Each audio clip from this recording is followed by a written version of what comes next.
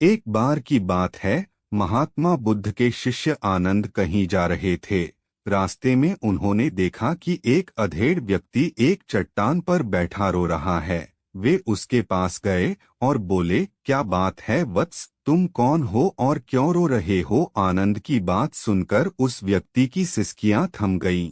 वह अपने आंसू पोंछता हुआ बोला, मैं पास के गांव का रहने वाला एक बदनसीब व्यापारी हूँ। मैं जो भी काम करता हूँ वह बिगड़ जाता है। व्यापार के चक्कर में मैंने अपनी पत्नी के गहने गंवा दिए। मैंने अपने परिवार को भी खो दिया। यहाँ तक कि मेरा घर भी गिरवी पड़ा है। मुझे तो लगता है कि मैं किसी काम का नहीं हूँ। मेरी किस्मत ही खराब है। उसकी बात सुनकर आनंद बोले, तुमसे किसने कहा वत्स कि तुम्हारी किस्मत खराब है? जरा मैं भी तो जानूं कि तुम्हारी किस्मत में क्या खराबी है। वह व्यक्ति बोला, पहले मैं खेती करता था, पर हर साल उसमें घाटा होता था। कभी सूखा पड़ जाता तो कभी ज्यादा बारिश के कारण फसल बर्बाद हो जाती। इससे परेशान होकर मैंने व्यापार करने का निश्चय किया। मैंने पत्नी के गहने बेचकर अपना व्यापार शुरू किया, लेकिन मेरा व्यापार नहीं चला।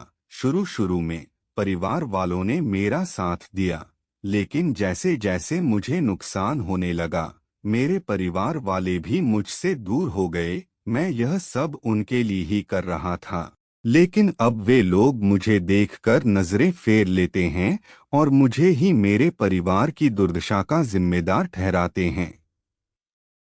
उस व्यक्ति ने एक लंबी सी सांस ली और फिर बोला, मेरा एक मित्र है, उसने भी मेरे साथ अपना व्यापार शुरू किया था। उसका व्यापार अच्छा चल रहा है। वह जब भी मेरे घर आता है तो अपनी सफलता की कहानियां सुनाता है। उसकी बातें सुनकर मेरे घर वाले भी कहते हैं कि उसे देख और कुछ सीख। हमें तो लगता है कि तेरे बस का कुछ भी नहीं है। उन लोगों की बातें सुन सुनकर अब तो मुझे भी लगने लगा है कि शायद मेरे बस का कुछ भी नहीं है। अब तो मुझे अपना जीवन ही व्यर्थ लगने लगा है। मेरे मन में ख्याल आता है कि अपना जीवन समाप्त कर लूं। मैं यहाँ आया भी इसी इरादे से था, लेकिन हिम्मत नहीं कर पाया, इसीलिए यहाँ एकांत में बैठा विलाप कर रहा था। आनंद बोले, ओह तो ये बात है। वैसे क्या तुम इसके अलावा कुछ और भी कहना चाहते हो? उनकी बात सुनकर वह व्यक्ति बोला, एक ओर मेरा हर काम खराब हो जाता है, दूसरी ओर मेरा मित्र है जो हर समय मुझे नीचा दिखाने का प्रयत्न करता रहता है। मुझे समझ में ही नहीं आता है कि मैं क्या करूं। आनंद बोले, क्या तुम अपने मित्र की बातें सुनकर दुखी हो जाते हो? हाँ, मैं उसकी बातें सुनकर स्वयं दुखी हो जाता हूँ, उस व्यक्ति ने जवाब दिया। आनंद ने पूछा, तुम्हें किस बात का दुख होता है? अपने असफल होने का या फिर मित्र के सफल होने का? उनका सवाल सुनकर वह व्यक्ति एक पल के लिए सोच में पड़ गया। फिर वह बोला, अगर सच कहूँ तो मुझे अपने असफल होने का उतना दुख नहीं होता है जितना कि मित्र के सफल होने का होता है।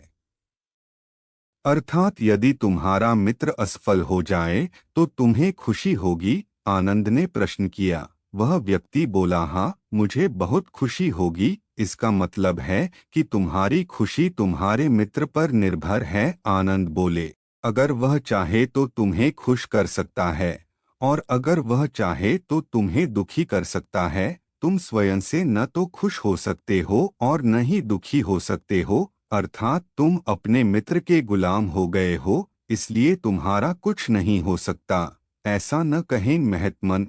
उस व्यक्ति ने हाथ जोड़ दिए, आपकी बातें सुनकर मुझे कुछ आशा बंध रही है। आनंद बोले, जब हम किसी से आशा बांध लेते हैं तो उस पर निर्भर हो जाते हैं।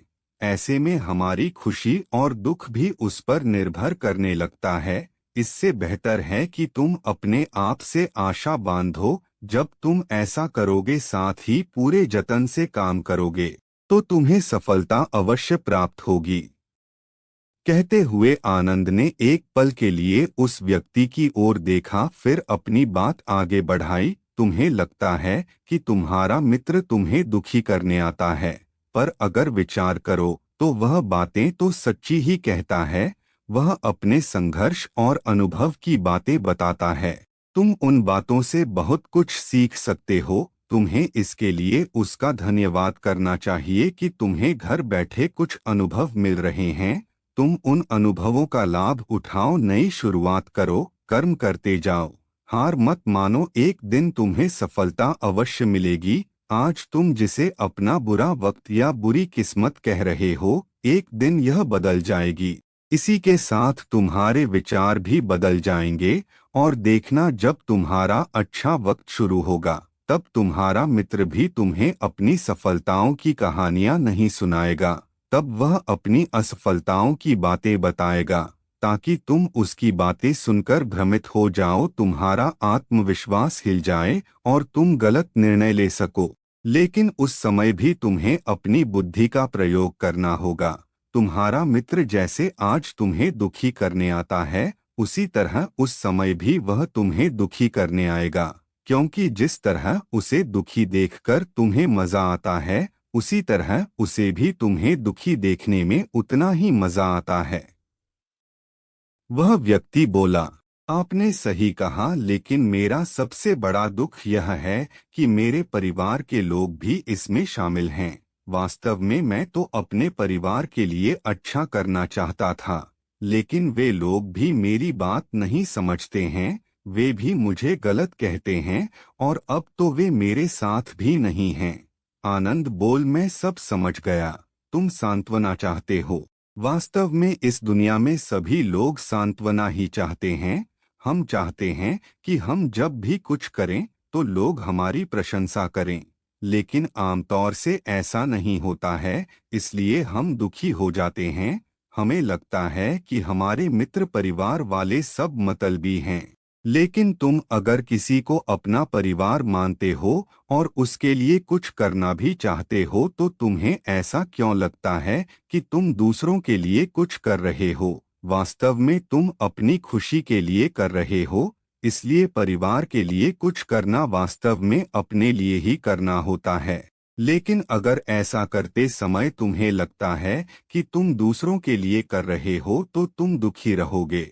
और अगर तुम्हें लगता है कि तुम अपने लिए कर रहे हो, तो तुम खुश रहोगे, क्योंकि जब तुम अपने लिए कुछ अच्छा करते हो या करना चाहते हो, तब तुम्हें सांत्वना की जरूरत नहीं पड़ती है।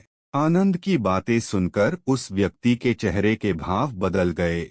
वह बोला, आप सही कह रहे हैं, मैं समझ गया हूँ। अब तक मेरी किस्मत खराब इसलिए थी क्योंकि वह दूसरों के हाथ में थी। अब मैं अपनी किस्मत को अपने हाथ में रखूंगा। मैं फिर से प्रयत्न करूंगा, पूरे मन से काम करूंगा, और जब तक सफलता नहीं मिल जाती, चैन से नहीं बैठूंगा।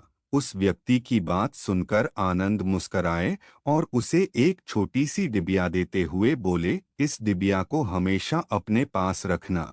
इसमें एक ऐसा राज है जो तुम्हें बड़े से बड़े दुख से भी बाहर निकाल लेगा। लेकिन इसे तभी खोलना जब तुम्हारे जीवन में कोई रास्ता न सुझाई दे और तुम्हें लगे कि सब व्यर्थ है, यह दुनिया व्यर्थ है और यहाँ रहना भी व्यर्थ है। उस व्यक्ति ने आनंद को धन्यवाद दिया और डिबिया को लेकर चला गया। उसने नए उत्साह के साथ फिर से अपना व्यापार आरंभ किया। उसका व्यापार चल निकला। अपनी मेहनत और लगन के बल पर वह एक बड़ा व्यापारी बन गया। परिवार वाले भी उसके साथ आ गए और उसका जीवन हंसी खुशी बीतने लगा। अब वह भूतकाल का रोना छोड़ चुका था। वह भविष्यकाल की भी चिंता नहीं करता था, बस अपने वर्तमान को संवारने में लगा रहता था। और जो कुछ भी वह करता था वह अपने लिए करता था, अपनों के लिए करता था। इसलिए वह प्रसन्न था। उसके जीवन में अब कोई दुख नहीं था। लेकिन वक्त हमेशा एक जैसा नहीं रहता है, वह बदलता रहता है। उसके जीवन में भी बदलाव आया। एक दिन उसके राज्य पर पड़ोसी राजा ने चढ़ाई कर दी। उसने इस राज्य पर अपना कब्जा कर लिया। उसके सैनिकों ने चारों ओर लूटमार मचा दी। उन्होंने व्यापारी का सारा धन लूट लिया। उसके घर में आग लगा दी। जान बचाने के लिए उसे अपने परिवार के साथ वहां से भागना पड़ा। वह व्यक्ति अपने परिवार के साथ कई दिनों तक इधर उधर भटकता रहा। वह दाने दाने को मोहताज हो गया। उसका बच्चा बीमार हो गया। इलाज के अभाव में वह तड़पने लगा। यह देखकर उसका हृदय चीत्कार कर उठा। वह कैसे अपने बच्चे का इलाज कराए, उसके पास तो खाने के लिए भी पैसे नहीं थे। ऐसे में उसे एक बार फिर निराशा ने घेर लिया। उसे लगने लगा कि उसका जीवन व्यर्थ है, सारी दुनिया व्यर्थ है, किसी भी बात का कोई मतलब नहीं है। भले ही आप जीवन में कितना भी कुछ कर लो, कितनी भी सफलता हासिल कर लो, पर अंतत यह जीवन समाप्त ही होता है। तो फिर ऐसे में जीवित रहने का क्या फायदा। इससे तो अच्छा है कि वह अपना जीवन समाप्त कर ले। लेकिन तभी उसके दिमाग में आनंद की दी हुई डिबिया कौंध उठी। उसने उत्सुकता के साथ उसे खोला। डिबिया के भीतर एक पर्ची रखी हुई थी। पर्ची पर कुछ लिखा हुआ था। उसे पढ़कर उसकी आंखों के आगे छाया निराशा का अंधेरा छंट गया और वह मुस्करा पड़ा। पर्ची पर लिखा हुआ था, यह समय भी बीत जाएगा। उसने डिबिया को अपनी मुट्ठी में भींच लिया और एक नई शुरुआत के लिए उठ खड़ा हुआ। दोस्तों, अगर आप भी ऐसी ही परिस्थिति से गुजर रहे हैं तो निराश न हो। अपने अतीत पर शोक मत करें, न ही भविष्य की चिंता करें।